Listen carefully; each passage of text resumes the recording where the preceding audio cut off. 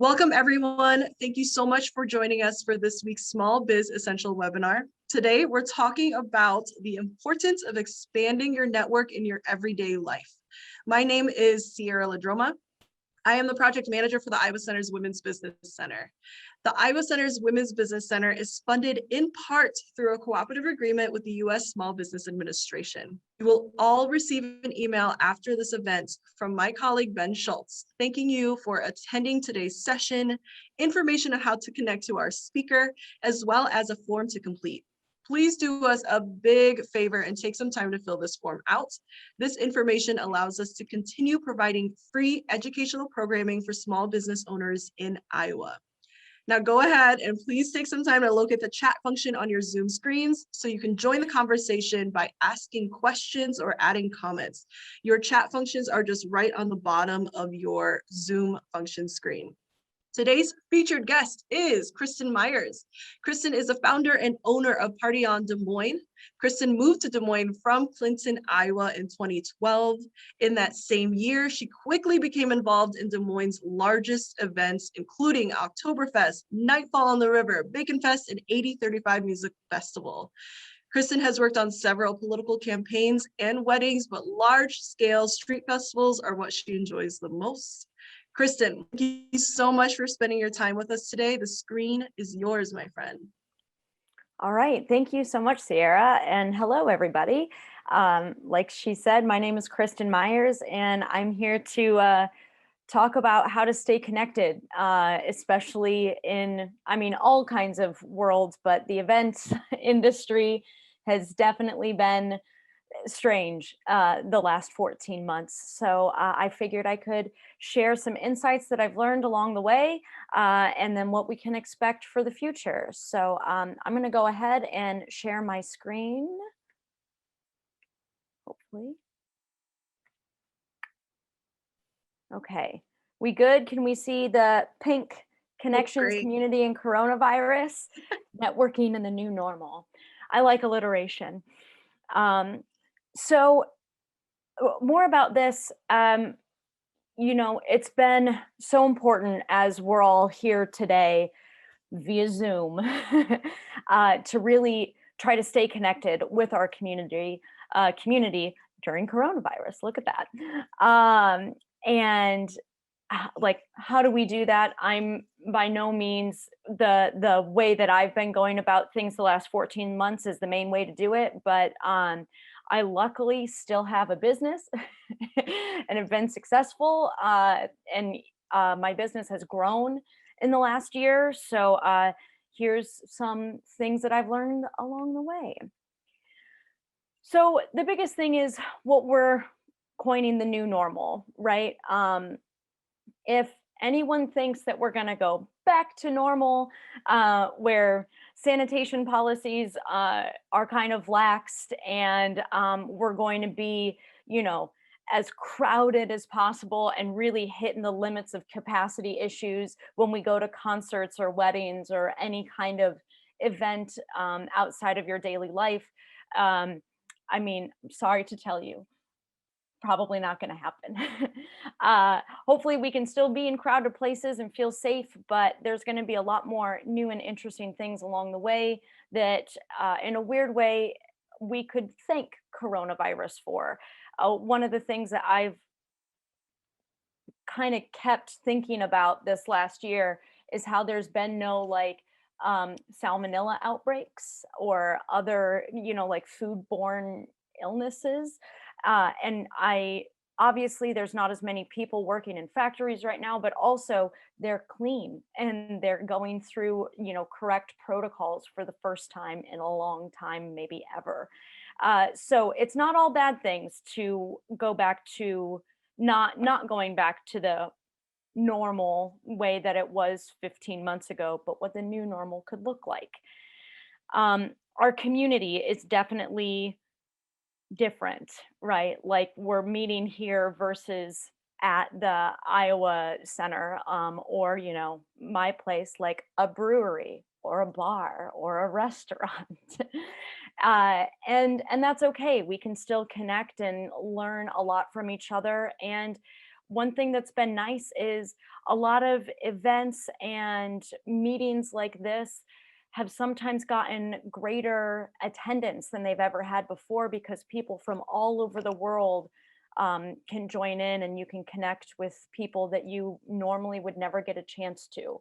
So I think that that's also a really great way of connecting with what a community looks like. I mean, thanks to the internet, I now have some high-end connections with some large-scale event planners at the Louvre in Paris. Like I would have never had that opportunity before having these conversations with people all over the world, which is really great. Let's see here. Yeah, that's pretty much good things about the new normal. But to back up a little bit, again, my name is Kristen. I own and operate Party on Des Moines. It's an event planning company that was founded technically in 2015. I did it on a whim, and I couldn't think of a name for the event. I knew that I wanted to do event planning and do and be fun and easy and lighthearted. And a coworker at the time in 2015 was like, "Oh, well, you like Wayne's World?" And I was like, "Yeah, what does that have to do about starting a business?" She was like, "You should call it Party On." And she was joking, but joke's on her. I did it. uh, so between 2015 and 2018, I worked on a lot of events just on like a random basis where they're like, "Hey, Kristen, we could use some extra hands for this event or this project." And I would hop in, work for a short time, and then I would leave, or I would only be there day of.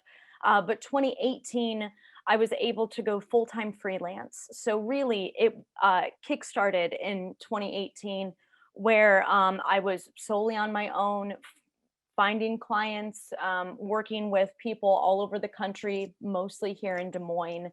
Um, and staying connected to the people that I've been working with over the last 15 years, really, when I started understanding that I like bringing people together for different types of events. It's not just parties and weddings and festivals, but also, celebrations of life and political fundraisers. And, I mean, you name it. If there's a way to bring people together in any fashion, I want to be a part of it.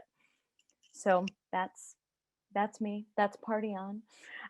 Oh, the last year, uh, been crazy.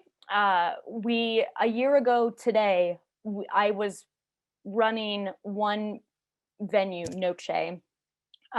It's a great venue. I'm still there. I still do all of their private events. And now we have 4 venues that we're running, and we have team members, which is crazy to think about. So we also have the Science Center, a new venue that is going into the fairgrounds, and then a new bar slash event space that's coming up in the East Village called the New Northwestern. So make sure to keep your eyes open for those 2 new venues coming this summer. So how I kind of handled everything before the shutdown, uh, I don't know how to say no very well. I don't recommend it. But I will take every meeting anytime someone's like, "Hey, I have a crazy idea for an event," or "Hey, I know someone who's looking to do something." I would take every meeting. Everyone is worthwhile, even if it's not a good fit for me, to say like, "Oh, thank you so much for meeting with me. I don't think I'm the right person for you, but I know someone else that is going to be a great person for you." My favorite thing about Party On and myself pre-COVID was that I never said I don't know to anyone. I would always say yes, no, or let me find out for you. I never wanted to have people leave a conversation with me saying like, "Well, that chick didn't know what was going on," which sometimes is true, but I try to make sure that people don't that they think I know what I'm talking about, or I'll find out what I'm talking about later, and that's fine. Uh, I have roughly, I'm trying to think, um, 40 to 50 clients, including everyone that has an event at our venue spaces. So the key part of handling that is keeping a detailed calendar that I mean, it's never away from me. It's always on my phone, in my brain. I have print calendars, I have handwritten calendars, I've calendars everywhere, and that keeps things straight in my brain. And so I know who I'm talking to about which project. Because it's really embarrassing when I say, "Which bride are you again? What did you want to do for your wedding? I don't remember you at all." Nope, I always know who they are. Um, and then I always wanted to, Des Moines is a small community just in general, how many people live here. So instead of saying like, oh, I never want to work with, or I never want to even know who my competition is, I definitely want to know who they are. I want to know how they work. And if I'm never available for something, I'll say, hey, here is this other event planner. I think that they would be a great fit for you. And luckily, most people do the same where they're not available or they say, no, this isn't the right fit, but I think Kristen could fill your needs better. So I always stay in touch. Another benefit of COVID, we were constantly on the internet, Facebook and texting and all that good stuff, which was nice to keep in touch with everyone. And then one aspect that started, I think in 2016 or 17, was a small group of people called the Capital City Coordinators. It was a group of event and venue managers throughout the town. So people that would run places like the Science Center or Jasper Winery, or Sticks when that was around, Living History Farms. We would all just kind of get together once a month, get to know each other. First of all, get to understand their spaces better, and also talk about things like, what does your rental contract look like? What are your deposit? How do you handle deposits with your clients? But also like lighthearted, like having a glass of wine and talking about like the crazy trend that's happening at weddings this year. Um, and staying connected with that group of people, especially throughout COVID, has been instrumental for me staying sane. And that kind of goes into, holy shit, a global health pandemic happened. um, so with Capital City Coordinators, one thing that was great, it was just kind of a group of people to, like I said, chat about their space and what they're doing and how we can maybe help work with each other. During COVID, um, event spaces were in a very strange gray area, like everything else, for all those proclamations that the governor had, where there would be pretty fairly clear guidelines for restaurants and bars, and there would be clear-ish guidelines for like um, religious attendance things, like going to church or a ceremony for a wedding or something like that. But just a standard event space that didn't serve food was in a really strange place. So me just being the nerd that I am, I always kept up with the local and federal guidelines, CDC guidelines, even international guidelines, like what is New Zealand and what is Australia doing that we're not doing, because like they haven't had masks for like 8 months. Like it's eradicated in those two countries, which is a wonderful thing, but we just are still struggling through so many aspects of coronavirus. um, so I was like, well, why am I not sharing all of this information that's just here in front of me, that I'm doing all of this reading? I should share it with all the Capital City Coordinators people. And we probably had like 40 people on our list, and now we have like 250. It's statewide. We have several venues that we've stayed connected with and made sure that they understood the guidelines in their counties, and what to tell, future events that you have, like in 3 months, in 6 months, in a year from now, how to handle food service, bar service. When we kind of opened back up in June of last year, I mean, the rule was you could have a small attended event, but if you were eating or drinking, you had to be seated. They wouldn't say that dancing wasn't allowed, but it was not encouraged, and like how having to like go from what a federal document says to telling a quote unquote like normal person, someone who doesn't read a lot of government language, like it's an interesting way to kind of flow through those two systems of saying like, hey, this is what this proclamation is actually saying and how it affects your life and your event. So we've been trying to partner with, through capital city coordinators, all of the government agencies like public health and inspection and appeals, and the um, Iowa Alcoholic Beverage Division, and saying like, hey, you have all this info, but it's not getting to the right people. Why don't we intersect with you, and say, we'll take all your information and we'll put it in ways that people can understand. And in that way, sometimes when, I'm sure a lot of you see things that like make sense on paper, but doesn't make sense in reality. And so we also gave feedback back to those government agencies of saying like, hey, so you have this rule and no one follows it because it actually like doesn't work in reality. Um, so that was a really beneficial new connection during COVID, that we got to have, through Party On and Capital City coordinators. And, we just try to constantly stay connected with our clients and my friends and family and just say like, these are the things that I've learned. How are you doing? Are you okay? And actually asking, not like walking past the street and being like, hey, how are you? And they're like, I'm fine.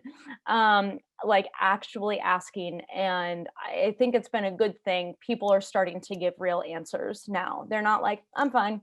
They're like, today was a bummer. Like I had 9 Zoom meetings today. And it's a shared, I think now that we're being more open with each other, we're able to have that shared bond, even though it can't be in person. So that's been a really important lesson I think a lot of us have learned over the last year. Um, so one of the things that Party On did was to make sure to reach out to all of our clients. So we made these kind of event planning in uncertain times. We did a couple versions of this. Like I'm sure that people are freaking out. They don't know if they can go outside. They don't want their friends and families or neighbors to get sick, but they're still wanting to plan their wedding. How do you even do that? So we kind of just made these cute, quick, little, easy, like just a couple steps to think about because your brain is in a fog and you don't even know where to start.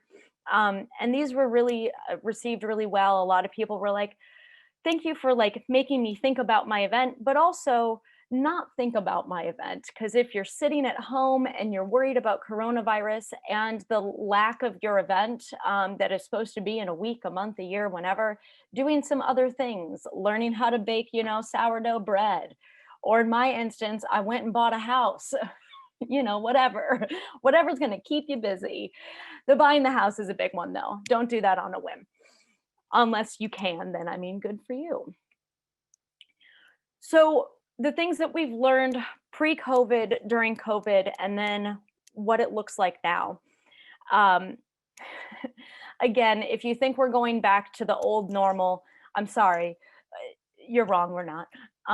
Also, this is not going to be the last time that we're going to have to deal with some large crisis in our community, in our state, in our country, in the world. There will be more pandemics probably, and as we get more and more connected worldwide, that's a good thing but also a bad thing.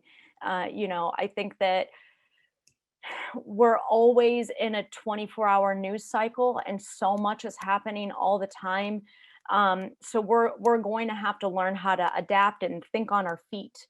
But ways to stay ahead, I'm trying to see what I wrote in my notes of how to stay ahead. the things like working with local government and state government and making sure that you have that connection, or someone like me, if you're like, Kristen, you seem to know what's going on with the government. How do I get in touch with someone? And then I'm just like, oh, hey, it's this person right here. And just like taking a deep breath and knowing that it's okay to like take just one step at a time. And if you need mental health days, physical health days, anything, like I think we've learned that it's okay to take the time, that you're not just always burnt out from everything going on in your life. And I've really tried to take time. I've learned that I like to take small amounts of time throughout the week versus like, I'm going away for a week. Bye. I just get real stressed out the day I come back and I'm like, I have so much to do. So I try to like take Monday afternoons where I'm like playing with my dog, or I'm painting a room again. Do you like this green? Or learning how to garden. I'm bad at it, but you know, it's okay. Plants will live or they won't. It's fine. So yeah, that kind of goes back with knowing your limitations, and it's okay to say no to things. Again, still working on that. It'll be a lifelong goal to be like, actually, I don't have time for this. I'm so sorry. I'm not great at it, but you know, we'll get there. Um, and yeah, you know, just keeping connected with things like myself and capital city coordinators, and getting involved in your local government, I think could be really helpful, just to stay in the loop about when things are going on or when new laws are passing and you're like, whoa, I didn't even know that. So some things that I have always done and will continue to do, I always, this is so funny, I don't even know if I have, oh yeah, here we are. I always have business cards on me. I was at a wedding in Maryland a couple weeks ago, actually. Everyone was vaccinated. Everything was fine. It was actually really nice. And the DJ was amazing. And I loved him. And I was like, would you ever come to Iowa? And he was like, I don't know, probably not. And I was like, well, hey, here's my card.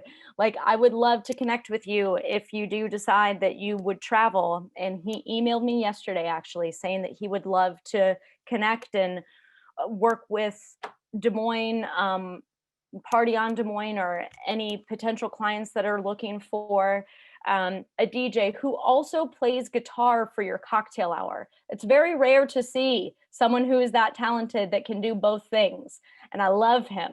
I wish I remembered his name. It's Joseph. I can't remember his last name, but he's great. So if anyone is looking for an actual musician who can play guitar and sing and then DJ and listen to people yell, play more Prince, I got a guy for you.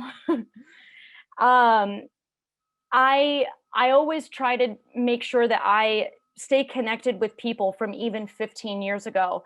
You know, that new bar in the East Village is actually an old friend from political days in 2008 that we were able to reconnect last year. And he was like, hey, I got this thing that I'm doing. And I said, perfect, I want to be in it.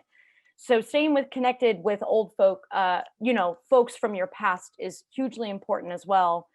The goal for 2021 is really understanding legalities and how to protect yourself as a person and also a business.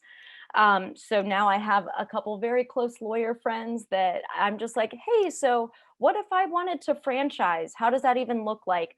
I'm starting to get employees. I don't even know how to like do employee taxes. So like having a good network of people like a CPA, lawyers, attorneys, things like that, also hugely important. And like let them know your budget. If you're like, I mean, whatever, then they're going to be like, cool, this is going to be $3,000. And you're like, no. Again, always have access to your calendar, always know when you're available. I put in my break times, those like Monday afternoons. I say, I'm not working. I'm not having meetings. I'm hanging out with my dog, or I'm gardening terribly, you know, whatever it is. I block it out in my calendar so I don't double book or triple book myself.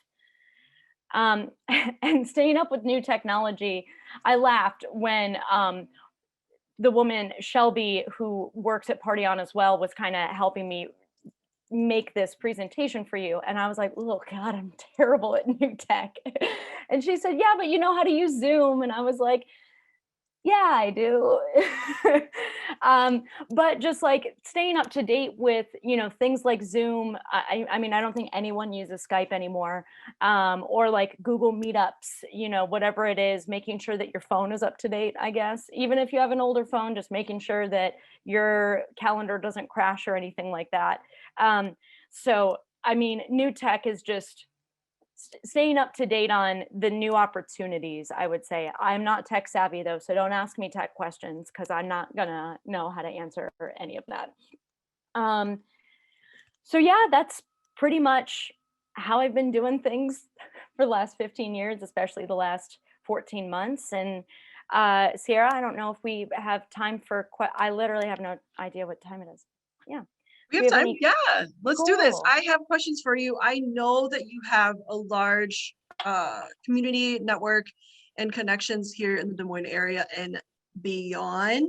But when entrepreneurs contact the Iowa Center, one of the main things, especially now with coronavirus, is how do I even connect with people? We can't see people. And thus, I mean, things are changing now, Mhm. but within the last year and a half, it was, I have a business to start, but I can't see people, or people won't see me, or it's not safe, etc. Yeah. What advice do you have for those entrepreneurs, whether it's through the internet or I don't really believe everyone does phone calls anymore, but it could be Zoom, Instagram, Facebook. I What do you do. think? Yeah, that's a great question. I would say that the first way to start is like Googling certain aspects of what you're trying to look for. So if you're trying to look for like how to plan events, Des Moines events, and just doing a Google and see who pops up. I mean, I Facebook stalk fairly frequently, I would say. I'm not in the YPC world too much. I don't wear blazers, and I feel like that's a criteria for a lot of those YPC outings. But they're a wonderful resource that minimum you can chat with them online and say, hey, I'm starting. So I guess I should say, I am not fearful of like doing cold asks. I like to call people still. But I do, it's true. I call people a lot. um, but just doing cold calls and saying, hey, I'm Kristen, I'm just getting started, I see that you're um, kicking ass in your field, and I would love to either do a Zoom chat or grab a cup of coffee and learn a bit more about how we can work together. There was a woman who I was one of the 40 women in the hospitality industry last year. I was nominated and won a cute little award. Oh, here it is. Look, I'm so prepared. Hello. Um, and it got some press, which was nice. But this woman from Indianapolis called me out of the blue and she said, hi, Kristen, I saw that you were one of the 40 women to watch in the hospitality industry because I follow the Des Moines Register, apparently, which was random. And she said, I'm moving to Des Moines and I have been in the events industry. Can you give me any advice on who I should reach out to or anyone that that might be, looking for someone to hire someone? And we kind of connected and we figured it out, and she moved here and now she's got a job at a production company, which is great. And so now I also have an in at that production company now because I kind of helped her get there, which is awesome. So really, like, don't be afraid of cold calls or cold texts or cold emails. Just be open and honest, and I get right to the point. And Kristen, this is what I'm trying to do. I would love to meet up with you to see how we can work together. Did I answer that question? Okay. Yes. I think one of the key things in there is do your research. Yeah. There are so many ways to find businesses and entrepreneurs in just different fields that you can easily Google, that you can Facebook stalk, you can look on Instagram, there's so many platforms. Yeah. And so it's all about finding your people and then having that brave moment to just say hello. Yeah. Des Moines is great when it comes to asking people to meet up. Yeah, it's so true. And I think that I've actually become a resource for a lot of people. They're like, hey, Kristen, I'm trying to get an in over at the Des Moines Partnership, or hey, do you know anyone over at this thing? And chances are, I do. So I love being that middle person to connect people. So I'm a resource. Yay. Yes. I actually want to talk about that. That is a question that I have for you of, we don't need to always be talking to our connections, but we can maintain them in other ways. So let's say, for example, if someone comes to you in 3 years and says, hey, I'm looking for this kind of field or connection, you have someone in mind, but you haven't talked to them in, let's say, 5 years, Oh, yeah. but you are still ready to send a message to that person and be like, hey, this is what's happening right now, and thought of you. Absolutely. How do Yeah. you maintain that relationship? Um, Yeah, I mean, short answer, like Facebook, honestly. I still love it. I don't know if that makes me like an old millennial, but it's there. It's real. Um, I and if it's in Des Moines, even if I haven't worked with someone for a few years, I, you know, they're still around things. So when there was a lot of restaurant association meetings with the governor's office and like all of those government agencies, I mean, there were 400 people on those Zoom calls. And I would say like, oh, I remember Tom at so and so. So then I'd kind of say like, hey, Tom, how are you? Is your business still alive? How can I help? So I mean, online is a wonderful resource, but if I can just be honest with you, some people that I haven't straight up talked to in years or like still stay connected with, I'll just say, um, I'll send them a message in a way that I think they still have. So like Facebook Messenger is easy because I still know that their name and that they're active because they might have a new email or a new phone number, and just say, hey, I want to chat with you about something. What's your best email? And then I'll send an email to them saying like, hey, I hope you remember me. I'm Kristen. We did that one thing 5 years ago in DC or New York or, down the street, wherever. I have this great person that is looking for something that I think the two of you could have a good fit.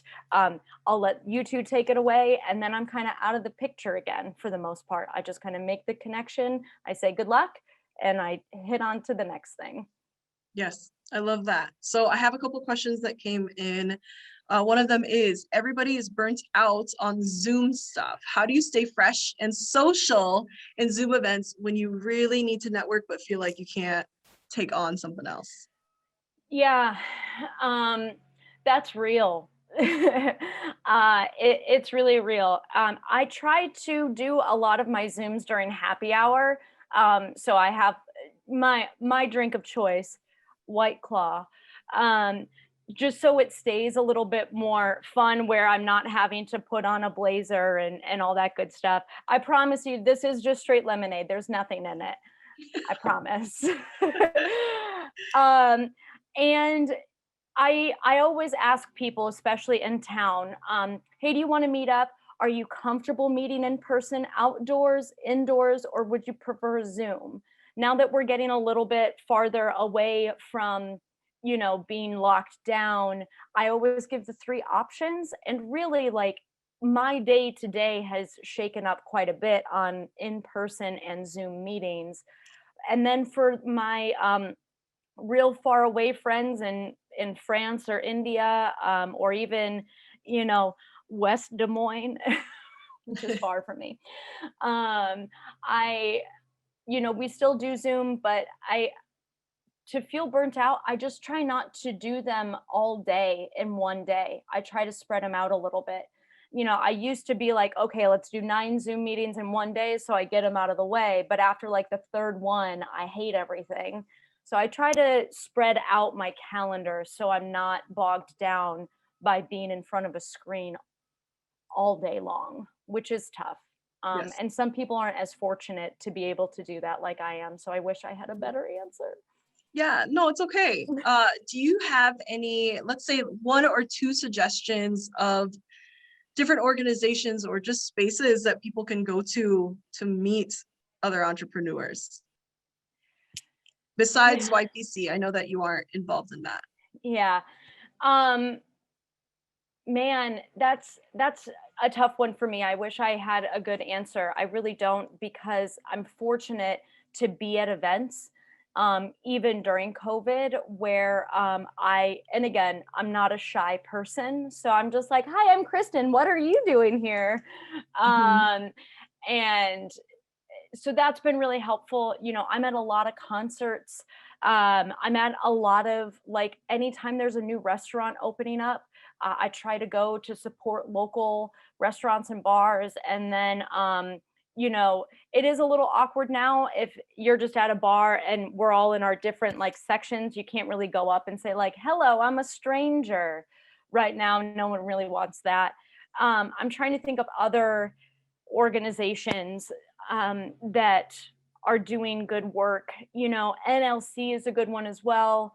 Um, Really, I just kind of go and to bars and restaurants and smaller events and just introduce myself and have my business cards. I don't really like a structured cocktail hour personally, because then I feel like I have to network, Mhm. versus just, oh my God, Shelby, are you on here? I didn't even talk about 30 Days of Pride. I have a great one.